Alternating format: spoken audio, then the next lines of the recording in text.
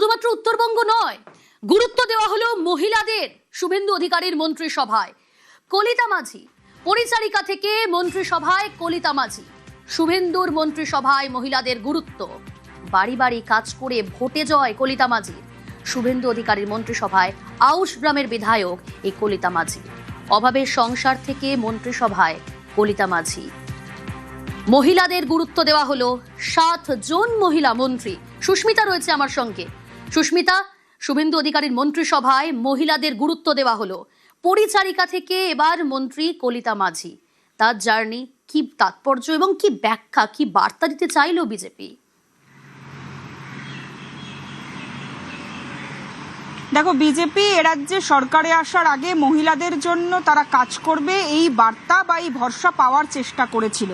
অন্যদিকে বিরোধী রাজনৈতিক দলের তরফ থেকে বারবার এই প্রচারকে সামনে আনা হয়েছিল বিজেপি মহিলা বিরোধী, কিন্তু এই প্রচারকে যে মানুষ নস্যাৎ করেছে তার প্রমাণ ভোট বাক্স। তার কারণ এবারের নির্বাচনে গত 4 মে দেখা গিয়েছে মহিলাদের সিংহভাগ ভোট পড়েছে বিজেপির পক্ষে, এবং সেই ভোট পেয়ে বিজেপির যেমন জয় জয়কার হয়েছে এ রাজ্যে, ঠিক তেমনই বিজেপি তার গত 1 মাস অর্থাৎ ক্ষমতায় আসার 1 মাসের মধ্যেই তাদের সংকল্পপত্রে মহিলাদের জন্য যে সমস্ত কথা তারা দিয়েছিল তার মধ্যে 2টি উল্লেখযোগ্য ঘোষণা তারা করেছে ইতিমধ্যেই বিজেপির সরকারে আসার পর। 1, বাসে নিখরচায় যাতায়াত মহিলাদের তরফ থেকে সরকারি বাসে, এবং দ্বিতীয়ত অন্নপূর্ণা যোজনায় 3000 টাকা। ইতিমধ্যেই ঘোষণা হয়েছে দুটোরই, যার একটি আজ থেকেই কার্যকর হয়েছে। বাসে, সরকারি বাসে মহিলাদের কোনো রকম ভাড়া লাগছে না, এবং এই দুটির মাধ্যমে মহিলাদের ভরসার জায়গা যেমন বিজেপি হয়ে ওঠার প্রাণপণ চেষ্টা যে করেছে তার প্রমাণ মিলছে। তার পাশাপাশি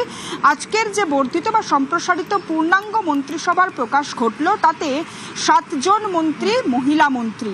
সেখানে কলিতা মাঝির নাম অত্যন্ত আলোচ্য বিষয় হিসেবে উঠে আসছে। তার কারণ কলিতা মাঝি তিনি আউশ গ্রামের নির্বাচিত জনপ্রতিনিধি শুধু নয়, তার নাম প্রকাশ্যে আসার পর থেকেই, ক্যান্ডিডেট লিস্ট প্রকাশ্যে আসার পর থেকেই তার নাম শিরোনামে এসেছিল পরিচারিকা হিসেবে। বিজেপি বারবার কথা বলেছে সমাজের শিক্ষক, সাংবাদিক, চিকিৎসক থেকে আরম্ভ করে একেবারে নিম্নবর্গীয় স্তরের যারা মানুষ, যারা পরিচারিকা কিংবা গৃহবধূ, অর্থাৎ যারা খুব সামান্য সংখ্যক, খুব সামান্য বেতনে কাজ করে নিজের জীবন ধারণ করেন, একেবারে সরল সাদাসিধে সাদামাঠা জীবনযাপন করেন, সেই ধরনের মানুষকেও তারা জনপ্রতিনিধি হিসেবে তুলে আনবেন, বিধায়ক হিসেবে তুলে আনবেন। সেই কথা মতো বিজেপি কলিতা মাঝির নাম প্রকাশ্যে এনেছিল। আউশগ্রাম থেকে তিনি নির্বাচিত হয়েছেন বিধায়ক হিসেবে, এবং তারপর পরিচারিকা থেকে নির্বাচিত জনপ্রতিনিধি এবং একেবারে সরাসরি মন্ত্রিসভায় তিনি মন্ত্রী হলেন।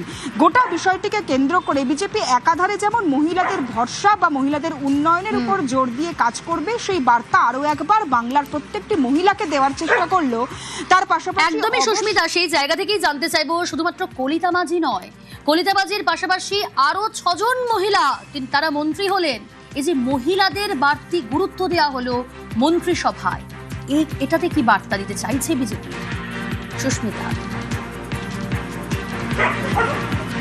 দেখো, এ রাজ্যে মহিলা ভোট অন্তত গত 2021-এর নির্বাচন দেখলেও দেখা যাবে, যে কোনো বিধানসভা কিংবা লোকসভা নির্বাচনে দেখা গিয়েছিল এ রাজ্যের মহিলা ভোট বরাবর গিয়েছিল তৃণমূলের পক্ষে।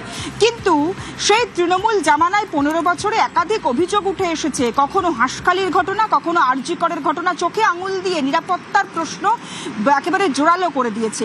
সেই নিরাপত্তা যেমন মহিলারা একাধারে চেয়েছেন, তার পাশাপাশি মহিলারা জীবিকা, রোজগার দুটোই চেয়েছেন। তারই অন্যতম প্রতিফলন হিসেবে এ রাজ্যে বিজেপির ভোট বাক্সে মহিলাদের ভোটের প্রতিফলন দেখা গিয়েছে, এবং সেই ভোট বাক্স যখন মহিলারা উজাড় করে দিয়েছে বিজেপিকে, বিজেপির তরফ থেকেও ঠিক একইভাবে মহিলাদেরকেও ভরসার পাত্র যে বিজেপি মহিলাদের, সেটাই বারবার প্রমাণের চেষ্টা চলছে। এবং এ রাজ্যে প্রত্যেকটি মহিলার কাছে বিজেপি অন্তত এটাই প্রমাণের চেষ্টা এই মুহূর্তে করছে, বা এটাই বোঝানোর চেষ্টা করছে যে বিজেপি সরকারে আসার পর একদিকে আমরা দেখলাম আসানসোল দক্ষিণ থেকে অগ্নিমিত্রা পল, তিনি যেমন ক্যাবিনেট মিনিস্ট্রির দায়িত্ব পেলেন, তিনি দীর্ঘদিন শুধুমাত্র নিজের যোগ্যতার প্রমাণ দিয়েছেন বিধায়িকা হিসেবে এমন নয়, তিনি দীর্ঘদিন ফ্যাশন ডিজাইনার হিসেবেও নিজের জীবিকা নির্বাহ করেছেন, সেখানেও যোগ্যতার শীর্ষে উঠেছেন। সুতরাং ফ্যাশন ডিজাইনার থেকে আরম্ভ করে একজন গৃহ পরিচারিকা কিংবা সাধারণ মানুষ, প্রত্যেকটি স্তরের মহিলাদের জীবনযাপনের সঙ্গে তাদের আত্মস্থ করার জন্য এই মন্ত্রিসভায় 7 জন মহিলাকে জায়গা দেওয়া হয়েছে, যারা নিজ নিজ ক্ষেত্রে যেমন সফল, ঠিক তেমনই বিধায়িকা হিসেবেও আগামী দিনে অন্তত মাটির স্তরে নেমে কাজ করবে, মাটির সঙ্গে মিশে সাধারণ মানুষের যে চাওয়া পাওয়া সেটা বুঝে কাজ করবে, জেনে বুঝে তাদের সমস্যার সমাধানের চেষ্টা করবে। এই বার্তাই মূলত একেবারে রুট স্তর পর্যন্ত পৌঁছে দেওয়া, প্রত্যন্ত গ্রামের সেই মহিলাটার কাছে পৌঁছে দেওয়া যে রোজ হয়তো 50 থেকে 60 কিলোমিটার জার্নি করে, ট্রেন জার্নি করে কলকাতায় আসে কিংবা শহরে যায়, গৃহ পরিচারিকার কাজ করে। কোথাও গিয়ে সাধারণ মানুষের মনে এই আশা জাগানো যে বারবার বিজেপি যে কথা বলেছে যে বুথ স্তর থেকে কাজ করেও বিজেপিতে স্বরাষ্ট্রমন্ত্রী হওয়া যায়, বিজেপিতে বুথ স্তর কিংবা মাটি থেকে কাজ করেও শীর্ষে ওঠা যায়। গৃহ পরিচারিকা কলিতা মাঝিকে মন্ত্রিত্বের পদ দেওয়া বা মন্ত্রী হিসেবে তার শপথ গ্রহণ অন্তত সেই কথাই আরো একবার প্রমাণ করছে। বেশ সুস্মিতা, মন্ত্রী হলেন মালতী রাভা রায়, স্বাধীন দায়িত্বপ্রাপ্ত প্রতিমন্ত্রী, তুফানগঞ্জের বিধায়ক। ভালো লাগছে, দীর্ঘদিন লড়াই করার পর যে সম্মান দিয়েছে, দায়িত্ব কর্তব্য বেড়ে গেছে, জনগণকে সঠিকভাবে পরিষেবা দিতে হবে। আমার তুফানগঞ্জবাসী থেকে সারা বাংলার উন্নয়ন যেন আমরা করতে পারি। 33% মহিলা ছাড়া কোনো সংসার চলতে পারে না, তেমনি বিধানসভাও চলতে পারে না, যার জন্য মহিলাদেরও রাখা হবে। আরো যদি 2-1 বেশি থাকতো তাহলে আরো খুশি হতাম। যেই দপ্তরেই মাননীয় মুখ্যমন্ত্রী দিক, আমি নিষ্ঠার সঙ্গে কাজ করব, বাংলার উন্নয়ন করব। তোর দক্ষিণ একটাই বাংলা হবে, সকলেরই উন্নয়ন করব। মৌমিতা বিশ্বাস মিশ্র প্রতিমন্ত্রী, পূর্ব বর্ধমান, বর্ধমান দক্ষিণের তিনি বিধায়ক হয়েই এবার মন্ত্রী। পূর্ণিমা চক্রবর্তী প্রতিমন্ত্রী, শ্যামপুকুরের বিধায়ক, তিনি হলেন প্রতিমন্ত্রী। গার্গী দাস ঘোষ প্রতিমন্ত্রী, মুর্শিদাবাদ কান্দির বিধায়ক থেকে এবার মন্ত্রী গার্গী দাস ঘোষ। সুমনা সরকার প্রতিমন্ত্রী, বলাগড়ের বিধায়ক হয়ে এবার মন্ত্রী হলেন প্রতিমন্ত্রী সুমনা সরকার।